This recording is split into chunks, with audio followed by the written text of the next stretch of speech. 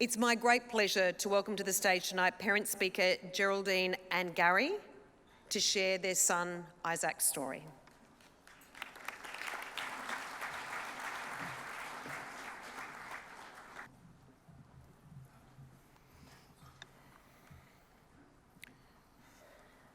Hello.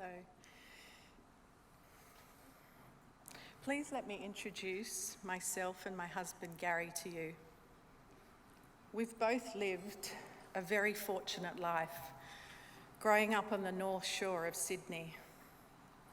We met at university, and after graduating, we both found jobs in the IT industry. Our careers took us overseas to work in Seattle in the US, and our lives were rich with experience, world travel, and great friends.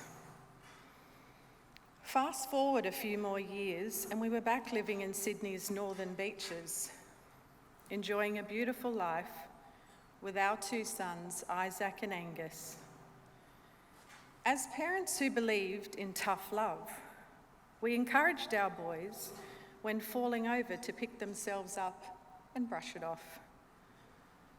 Despite our eldest son, Isaac, having rather severe food allergies, we seldom went to the doctor, and any ailment like the common cold was handled with a good dose of rest and fresh, wholesome food. So imagine in November of 2017, when Isaac was 12 years old and began to get headaches and started vomiting. We just thought it was stress and anxiety. He was almost at the end of year 7. He had been playing saxophone for 3 years and was in 2 different bands at school. He sang in the junior school choir. He was playing rugby union and basketball and decided to try out rowing for the first time. There wasn't a day without some type of before or after school activity. After several visits to the GP and Isaac losing about 10 kilos over 5 weeks, we took him to the hospital emergency department one Sunday. We were convinced his illness was psychological.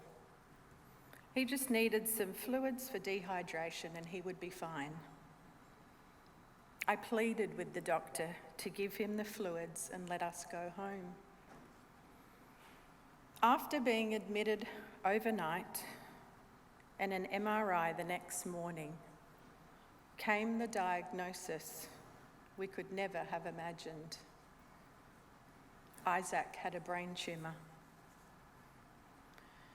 They immediately transferred him to Sydney Children's Hospital, and our residence in Randwick began.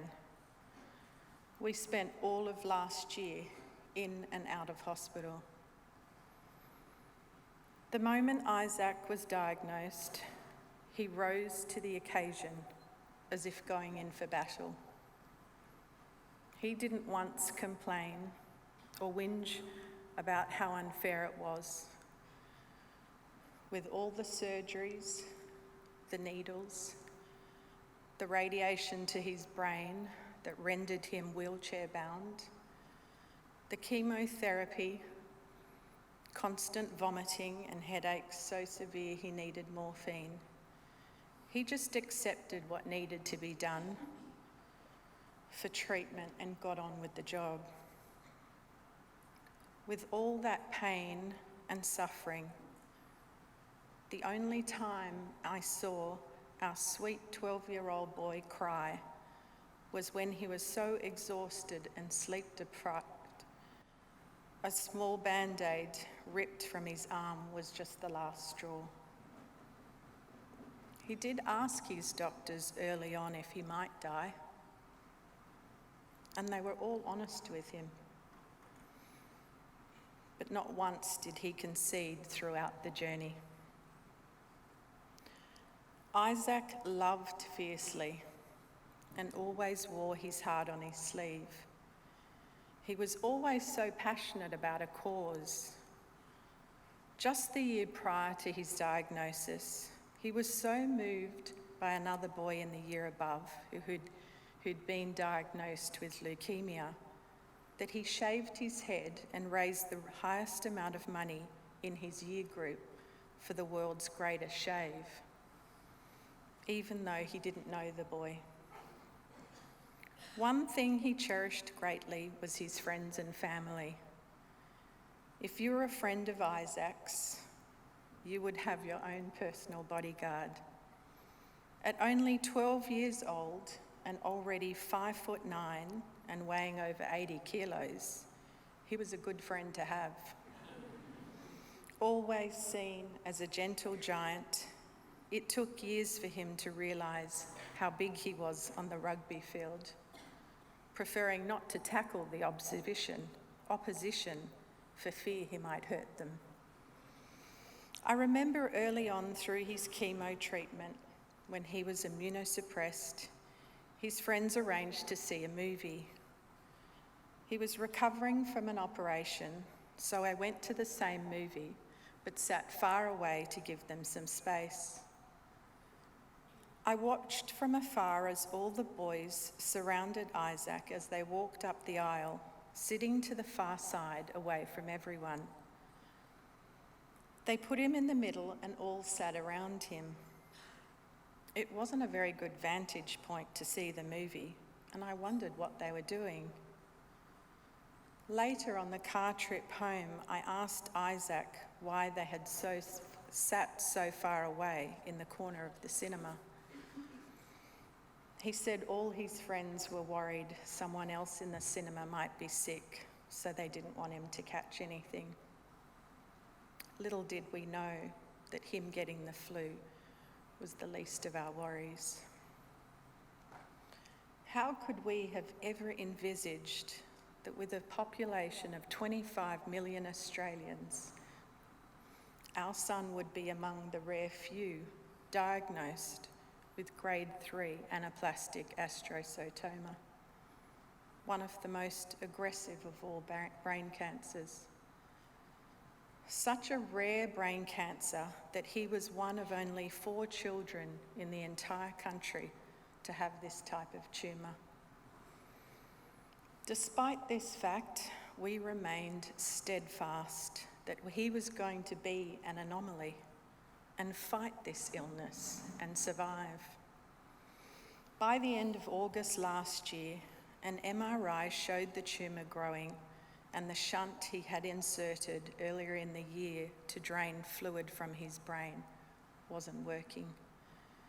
We had been discussing with Isaac's oncologist, David Ziegler, what we could do to help.